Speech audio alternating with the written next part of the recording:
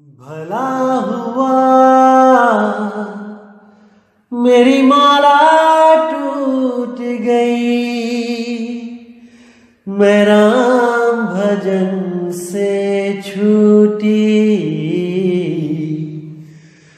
भला हुआ मेरी माला टूट गई, मैं राम भजन से छूटी। मेरे सिर से टली बला, भला हुआ मेरी माला टूट गई, मैं राम भजन से छूटी। मैं राम भजन से छूटी। नमस्कार मेरे प्यारे भाइयों, मेरे परमात्मा के प्यारे जीव हंसों। मैं हमेशा मालिक से यही दुआ करूंगा कि आप सब मेरे भाइयों का विवेक पहले से ज्यादा और ज्यादा और ज्यादा से ज्यादा बढ़ता ही जाए। बस मेरे दिल की यही अरदास है कि ऐसी कोई चीज ना रहे जो आपको समझ ना आए। हर चीज आपको बिल्कुल क्रिस्टल क्लियर होती जाए। बस यही चाहूंगा मैं, यही अरदास करूंगा उस बंदी छोड़ से, उस परमपिता परमात्मा से कि वो आपके विवेक शक्ति में बढ़ोतरी करता ही जाए और ऐसा कोई भी अज्ञान ना रहे इस दुनिया में जो आपको 1% भी भ्रमित कर पाए। कुछ ना रहे ऐसा। आपका ये भाई आपकी पूरी मदद करने के लिए तैयार है। बस आप निष्पक्ष भाव से इस सत्संग को सुनते रहिए और उस पर विचार करते रहिए। विवेक लगाइए कि जो मैंने बात कही है वो सत्य है या असत्य है। जवाब मेरे भाई आपके अंदर से ही आएगा। उस परमात्मा का जवाब आपके अंदर से आएगा। बस उसको पहचानने की कोशिश करो। साहिब बंदगी। और दोस्तों, आपको बताना चाहूंगा कि काफी दिनों से कुछ लिंक व्हाट्सएप पे शेयर किए जा रहे हैं जिसमें कुछ गुरुओं की फोटो लगाई गई है और कुछ भड़काऊ से शब्दों से टाइटल दिया गया है। दोस्तों, ऐसे किसी भी चैनल से हमारा कोई लेना देना नहीं है। आप उनको बिल्कुल ना देखें, बिल्कुल भी ना देखें, क्योंकि वो सत्संग हमारे ही अपलोड कर रहा है और गलत फोटो लगा लगा के दुनिया को भ्रमित कर रहा है। बिल्कुल भी उनका चैनल ना तो सब्सक्राइब करें और जिन्होंने किया है वो अनसब्सक्राइब कर दें। बिना मेरी परमिशन के जो सत्संग अपलोड किए जा रहे हैं ये बिल्कुल गलत बात है। आप ये सब बंद करें। और कोई भी मेरा भाई अगर अपने चैनल पे कोई सत्संग मेरा चलाना चाहता है तो पहले परमिशन लो। प्रचार में योगदान करना है तो बिल्कुल सही तरीके से करो। किसी भी गुरु की फोटो नहीं लगानी है। सब गुरु मेरे बड़े अपनी अपनी ठौर, शब्द विवेकी पारखी सो माथे कम और। हमने हर गुरु की इज्जत करनी है। हमें किसी भी गुरु से हमारा बैर नहीं है भाई। हर गुरु अपनी अपनी सीमा में अपने अपने शिष्यों को ज्ञान दे रहा है। जहां तक उसकी पहुंच है वो अपने अपने शिष्यों को पहुंचा रहा है। क्या दिक्कत है इसमें? इसलिए मेरे भाई ये जो गलत काम है इसको बंद करो और अगर करना ही है तो सही से करो। जैसे मैं किसी की फोटो नहीं लगाता हूं, आप भी मत लगाएं। साहिब। तो मेरे भाइयों, आज जो हम विषय लेके आए हैं वो विषय बहुत इंपॉर्टेंट है। अगर आपने इसको समझ लिया तो आपको बहुत बहुत बहुत आसानी हो जाएगी इन अधूरे गुरुओं को समझने में। एक पल लगेगा इनको समझने में कि कितनी बुद्धि विवेक इनको परमात्मा ने दिया है जिसके बल पे ये सतगुरु बन बैठे हैं। 1 मिनट में समझ जाएंगे आप कि कितनी बड़ी भूल में थे जो ऐसे लोगों को सतगुरु मानकर अपना अनमोल जीवन इनके हाथों में दे दिया नष्ट करने के लिए। इसको दोस्तों समझना पड़ेगा जो आज मैं वाणियां लेके आया हूं आपके लिए। उससे पहले मैं आपको बता दूं कि हमारे समाज में ऐसे ऐसे गुरु विचरण कर रहे हैं, सत्संग कर रहे हैं, जीवों को भरमा रहे हैं, जो कबीर पंथ से तो नफरत करते हैं। अपने आप को कबीर पंथी कहने में भी शर्म आती है, सहमत नहीं होते कि हम कबीर पंथी हैं, लेकिन शुरू से लेके आखिर तक साखी शब्द केवल और केवल कबीर साहब के ही लेते हैं। हुआ बीच में कोई एक आधा दोहा किसी और संत महात्मा का ले लिया, नहीं तो शुरू से लेके आखिर तक, यहां तक कि नाम भी कबीर साहिब के ही पंथ से मिलता जुलता रखते हैं, ताकि लोग यही समझे कि शायद ये भी कबीर साहिब की तरह उस काल से बचाने वाले हैं, ये भी शायद कबीर साहब की तरह ही एक पावरफुल, एक पूर्ण गुरु है। लेकिन मेरे भाई ऐसा कदापि नहीं है। हाथी के दांत दिखाने के और खाने के कोई और होते हैं। कबीर साहब के नाम पे, कबीर साहब की बंदगी के नाम पे अपने पंथ का नाम तो रख लिया, कोई बात नहीं, रख लिया तो रख लिया, लेकिन मेरे भाई उतना विवेक कहां से लेके आओगे जो कबीर साहब के शिष्यों के पास कबीर साहिब के द्वारा दिया जाता है? वो विवेक कहां से लेके आओगे? केवल नाम रखने से कोई सतगुरु नहीं हो जाता कि कबीर साहब का मुकाबला करने लग जाओ। कबीर साहब को बोलो कि वो एक भी जीव नहीं ले जा पाए सतलोक तक, बेरंग लिफाफे की तरह आए और बेरंग लिफाफे की तरह चले गए, और आप यहां ट्रक भर भर के ले जाने के लिए आए हो। सुधर जाओ भाई, सुधर जाओ, अभी समय है। जब काल का पंजा आ गया ना सिर पे, कोई बचाने वाला नहीं मिलेगा। सुधर जाओ, संभल जाओ, उस मालिक के नाम से जुड़ जाओ। तो दोस्तों, नाम नहीं लूंगा, लेकिन आप खूब समझ जाएंगे कि वो कौन सा पंथ है काल के द्वारा चलाया जा रहा है। एक एक चीज आप समझ जाएंगे कि कितना विवेक है उन गुरुओं में, जो वाणियां पढ़ तो लिए लेकिन उनके भाव को नहीं समझ पाए, उसके सार को नहीं समझ पाए। तो दोस्तों, आज वही वाणियां ली जाएंगी और इनके सार शब्द का जो भेद है वो खोला जाएगा कि वो कैसा सार शब्द है जो ये जीवों के कान में देकर उनको उस धू धू शब्द से जोड़ देते हैं। वो शब्द जो अंत समय में धू धू करता हुआ आएगा। अब सोचने वाली बात है दोस्तों, धू धू ये शब्द जो आया है ये कहां से आया है? ये कैसा शब्द है जो धू धू करता आता है? आज इस पे विचार करेंगे कि ये धू धू आया कहां से इनके दिमाग में, कैसे इतनी संगत के सामने इन्होंने कह दिया कि वो शब्द धू धू करता आता है। आज इस धू धू की पूरी पोल खोलेंगे और इसके बारे में, इस धू धू के बारे में एक एक चीज बताई जाएगी। आप अच्छी तरह समझें और इस धू धू से हमेशा के लिए आजाद हो जाएं। तो सबसे पहले तो मैं ये बता दूं कि कबीर साहब की वाणियां पढ़ पढ़ के, नानक साहब की वाणियां पढ़ पढ़ के, गरीबदास जी की वाणियां पढ़ पढ़ के, इन नाथ पंथियों को जो आजकल सफेद कपड़े पहन के कबीर पंथी बन गए हैं, सतगुरु बन गए हैं, लेकिन इनके नामदान के तरीके वही पुराने नाथ पंथियों वाले हैं। कान में फूंक मार देना, उसी को कहना सार शब्द है, उसी को कहना कि आत्मा को जगा दिया गया है, उसी को कहना कि मन से अलग कर दिया गया है आत्मा को। ये सब नाथ पंथियों के नियम हैं, नाथ पंथियों के नामदान देने के तरीके हैं।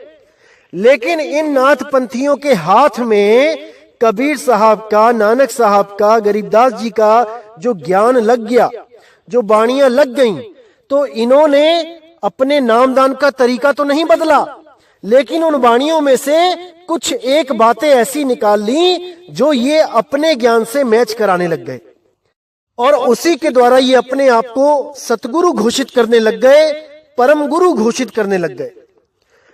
दोस्तों, काम वही कर रहे हैं जो एक नाथपंथी कर रहा है। आपको नहीं यकीन है, किसी भी नाथ पंथ में जाके आप नामदान ले लीजिए, आपके कान में वो फूंक मारेगा और कहेगा यही सार शब्द है, आज से तू मेरा चेला और मैं तेरा गुरु। यही काम यही कर रहे हैं। बस इन्होंने सतगुरु सतनाम जो मंत्र है वो श्वासों पे रटने के लिए दे दिए हैं।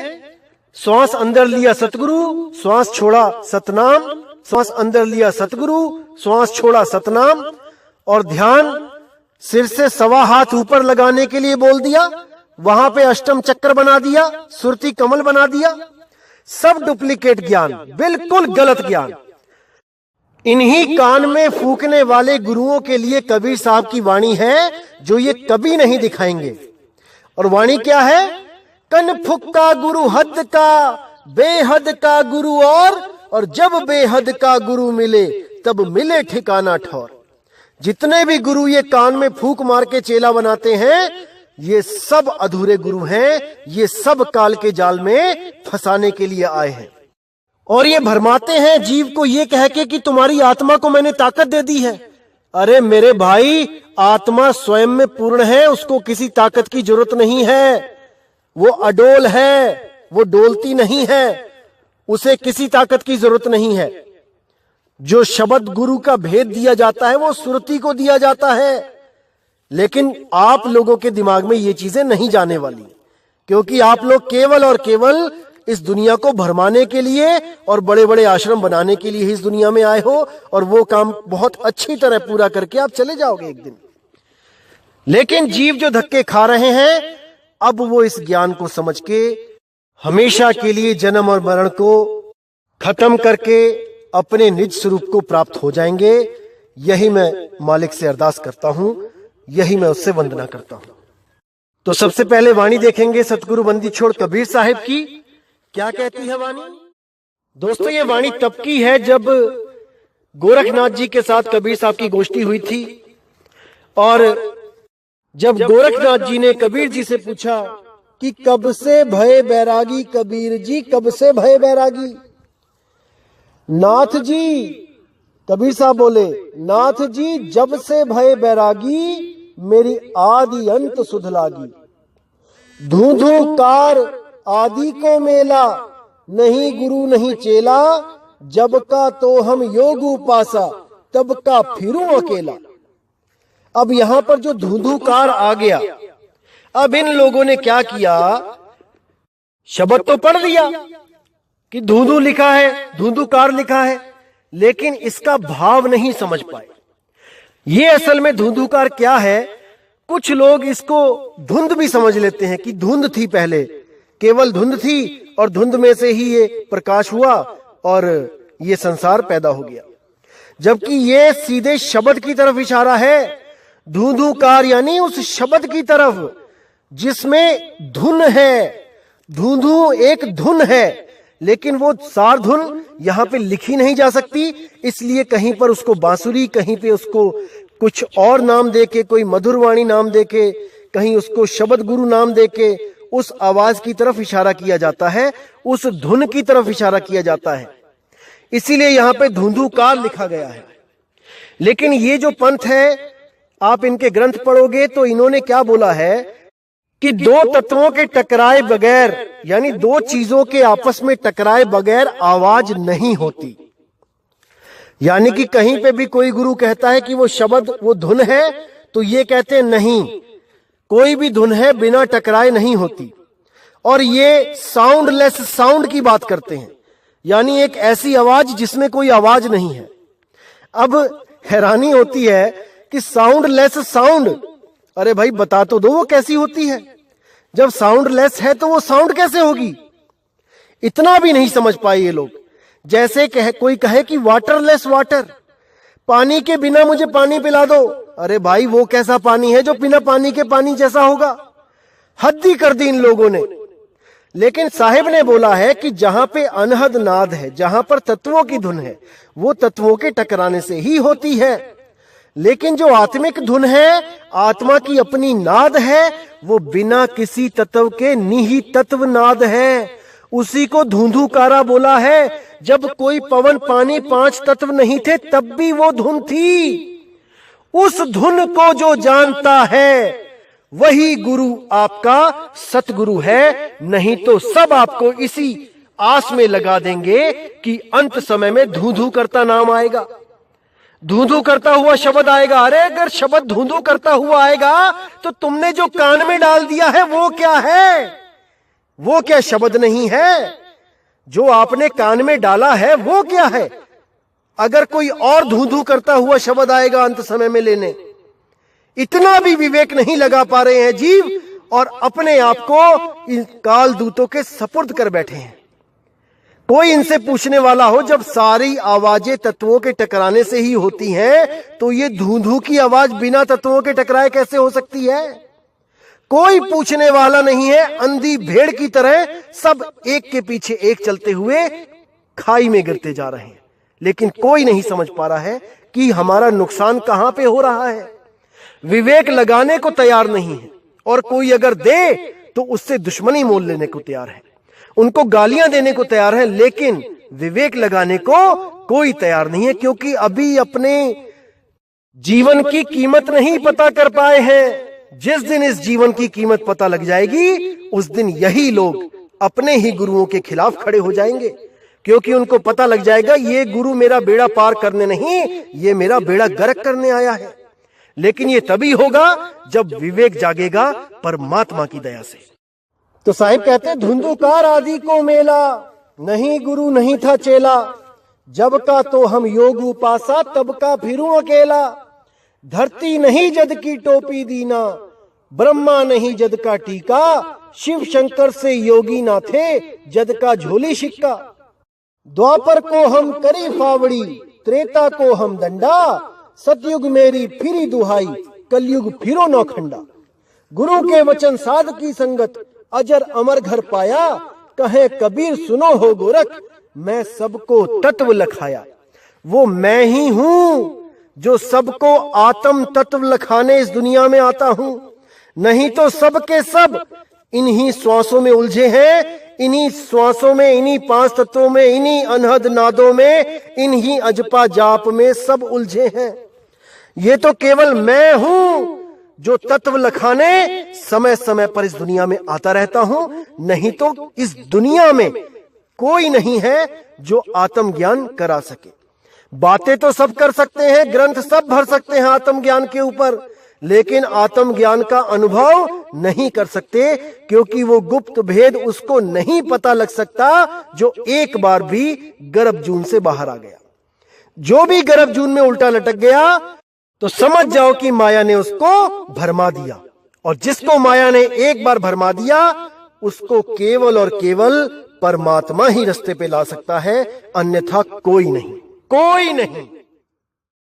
तो दोस्तों, दूसरी वाणी हम लेंगे गरीबदास जी की वाणी से, जहां पर उन्होंने सृष्टि रचना का प्रमाण दिया है कि सृष्टि रचना से पहले क्या था।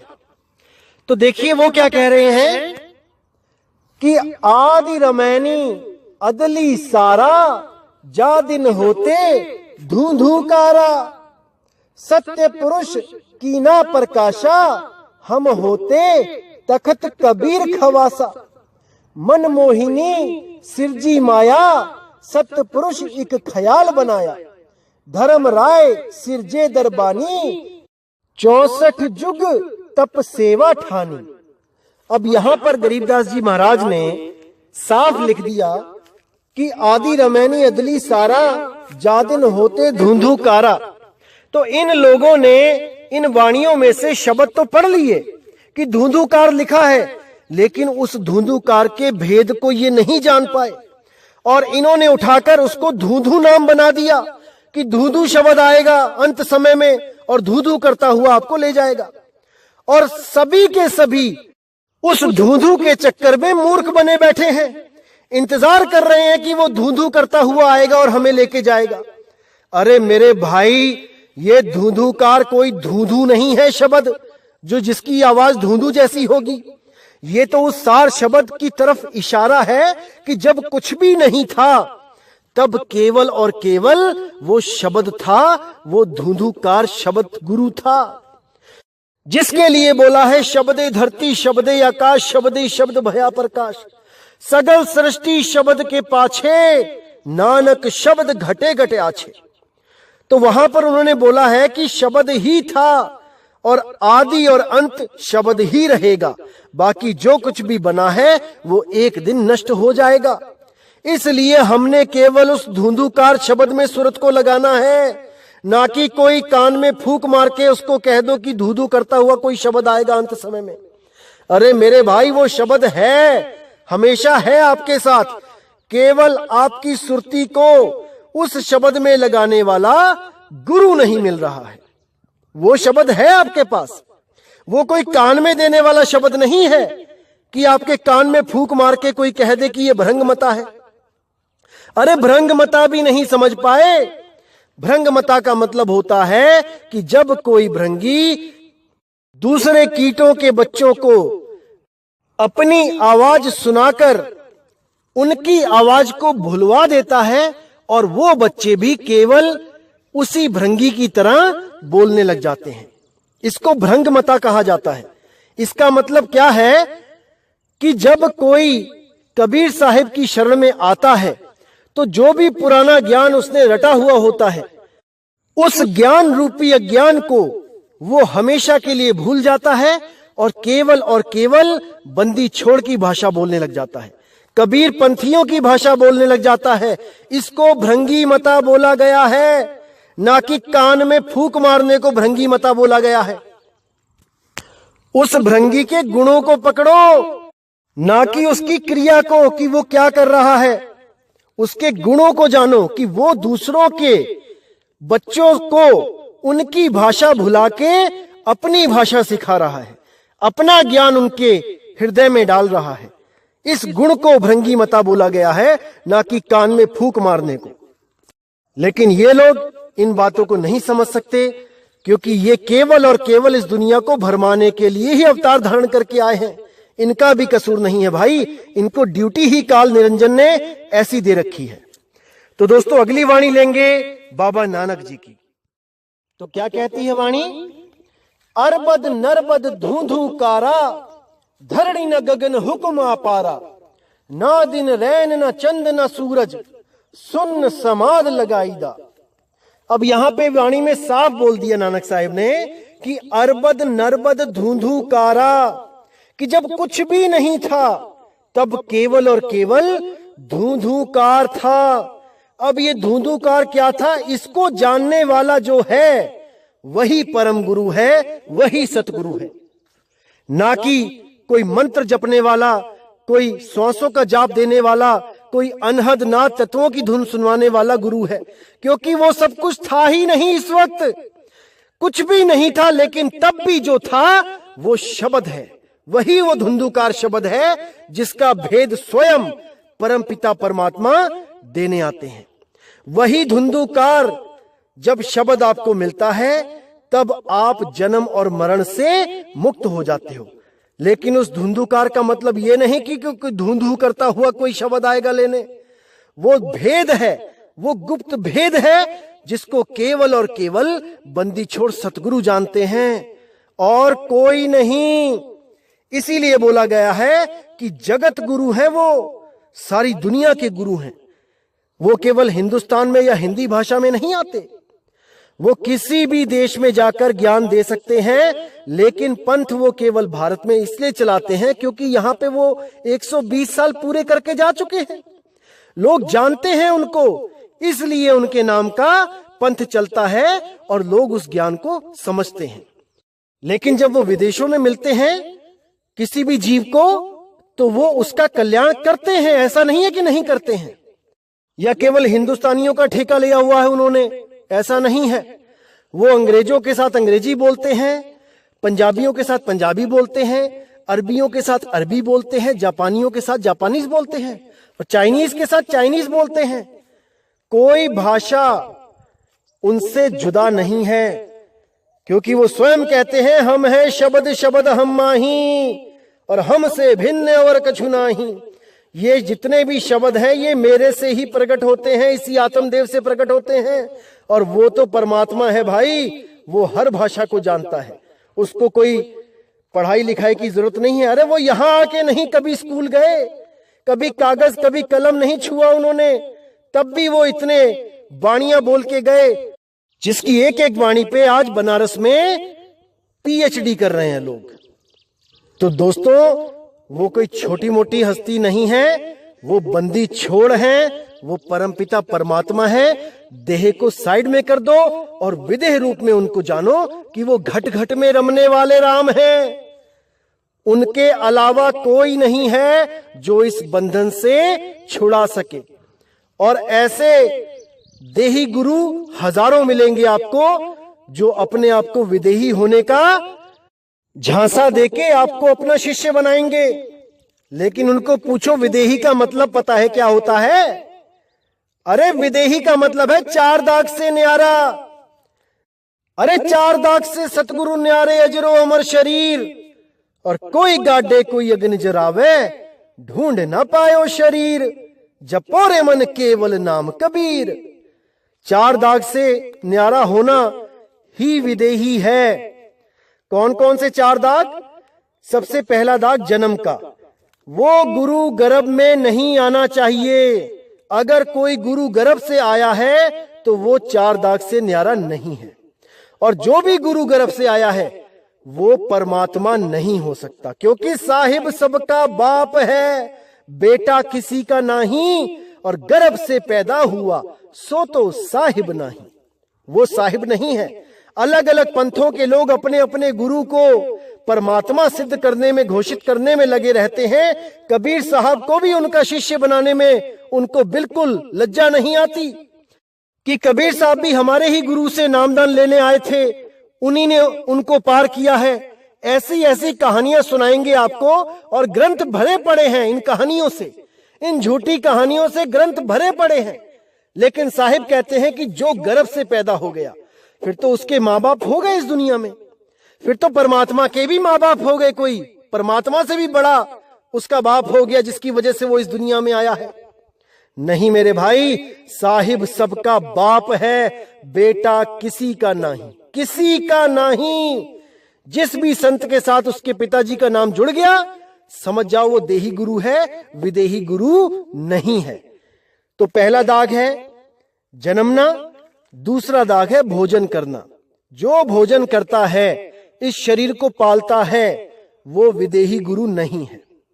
कबीर साहब के लिए बोला गया है संतों के द्वारा, पानी से पैदा नहीं, श्वासा नहीं शरीर, अन्न आहार करता नहीं, अरे वाको नाम कबीर। वो कभी कुछ खाते पीते नहीं है, उनको जरूरत ही नहीं है, क्योंकि वो इस 3 लोक के द्वारा नहीं पैदा हुए हैं कि इस मिट्टी के द्वारा पैदा हुए हैं और मिट्टी खा के मिट्टी बढ़ानी है, उन्होंने शरीर बढ़ाना है। अरे ये मिट्टी की ढेरी तो हम लादे फिर रहे हैं। वो विदेही हैं, विदेही। बिना श्वासों के, बिना अन्न जल के वो किसी प्रकार का कोई भोग नहीं करते, वही विदेही पुरुष हैं। समझ जाओ इस बात को। तीसरा जो गुण होता है वो होता है भोग का, शादियों का। परम गुरु कभी किसी के साथ शादी नहीं करते। अरे सब तो उनके बच्चे हैं, किसके साथ भोग करेंगे? अपने बच्चों के साथ भी कोई शादी करता है क्या? समझो इस बात को। वो परम पिता परमात्मा है, वो कभी किसी के साथ भोग नहीं कर सकता। और जो चौथा दाग है वो है मृत्यु का। उस परम पिता परमात्मा को कोई मार नहीं सकता, और ना ही वो इस दुनिया में मर के जाता है कि लाश पड़ी हुई है कहीं और लोग उसको खींच रहे, तान रहे हैं। नहीं, वो जैसे आता है वैसे ही जाता है। बिना माँ बाप के आता है, बिना शरीर छोड़े जाता है। शरीर तो मात्र एक इंद्रधनुष की तरह होता है, जो दिखता तो है लेकिन होता नहीं है। केवल हमें दिखाया जाता है कि मैं हूं, लेकिन होते नहीं हैं। बस इसी को समझ जाना है। देह विदेह में यही फर्क है। इसीलिए 52 बार कबीर साहब को मारा गया, लेकिन कोई मार नहीं पाया। कोशिश पूरी करी। कई लोग तो यह भी नहीं मानते कि कबीर साहब को 52 बार मारा गया। भाई, गुरु ग्रंथ साहब में दर्ज है, अंग नंबर 1162 में साफ लिखा है, गंग गुसाइन गहन गंभीर, जंजीर बांध कर खरे कबीर, मन ना डिगे तन काहे को डराई, चरण कमल चित रहे समाई। गंगा की लहर मेरी टूटी जंजीर, मृग छाला पर बैठे कबीर। कहे कबीर को संग न साथ, जल थल राखन है रघुनाथ। अब यहां पर वो महिमा गा रहे हैं उस परमात्मा की, लेकिन भाई ये हमसे छुपाया जा रहा है कि वो स्वयं परमात्मा हैं। वो किसी को नहीं बताते कि वो स्वयं परमात्मा है, क्योंकि वो यहां पर अपनी पूजा करवाने नहीं आते। वो हमें हमारा ही आत्मज्ञान देने आते हैं। वो हमें हमारा तत्व ज्ञान देने आते हैं कि हम कौन सा तत्व हैं। हम ये 5 तत्व हैं या हम इन 5 तत्वों से न्यारा वो आत्म स्वरूप, वो नी तत्व है, नी अक्षर है। इसी को समझाने के लिए वो बार बार इस दुनिया में आते हैं और हमें समझाकर अपने निज स्वरूप को प्राप्त करने में मदद करते हैं। इसीलिए हम उनको बंदी छोड़ कहते हैं। हमारे बंधनों को तोड़ने वाले, बंधनों से छुड़ाने वाले केवल वही एक पुरुष हैं, एक हमारे साथी हैं। नहीं तो मेरे भाई हर आदमी यहां फंसाने वाला ही मिलेगा। कुछ आपको अपने लाभ के लिए फंसा लेते हैं, कुछ आपको अपनी जय जयकार के लिए फंसा लेते हैं, कुछ खुद को महान सिद्ध करने के लिए आपको मूर्ख बनाते हैं। सबका यही धंधा है। केवल और केवल वो बंदी छोड़ कबीर निष्भाव से, निष्पक्ष होकर आपको सत्य से रूबरू कराने आते हैं और आपको हमेशा के लिए आपका निज स्वरूप प्रदान कर देते हैं। यही उस मालिक की लीला है, यही उस बंदी छोड़ की दया है। तो दोस्तों, आज का सत्संग मैं यहीं समाप्त करता हूं और उम्मीद करता हूं कि आपको ये बातें समझ में आ रही होंगी और आगे से आगे आप इन जो अधूरे गुरु हैं इनको अच्छी तरह समझ भी जाओगे और इनके जाल से निकल भी जाओगे। मैं यही परमात्मा से दया करता हूं कि जल्दी से जल्दी आपका विवेक जागे और आप इन बंधनों से बाहर आ जाओ। बस यही अरदास है मेरी। तो दोस्तों, अब मुझे विदा करें। जय गुरु बंदी छोड़ वैराग साहिब, जय गुरु बंदी छोड़ साधु शरण साहिब, जय गुरु बंदी छोड़ बाबा नानक साहिब, गरीबदास जी महाराज, मेरे गुरु अंगद देव जी, मेरे बाबा मदन साहिब जी। जय जय सतगुरु बंदी छोड़ सतगुरु सत्य कबीर साहिब की सदा ही जय हो, सदा ही जय हो मेरे मालिक की साहिब बंदगी सतनाम। तो क्या कहती है वाणी?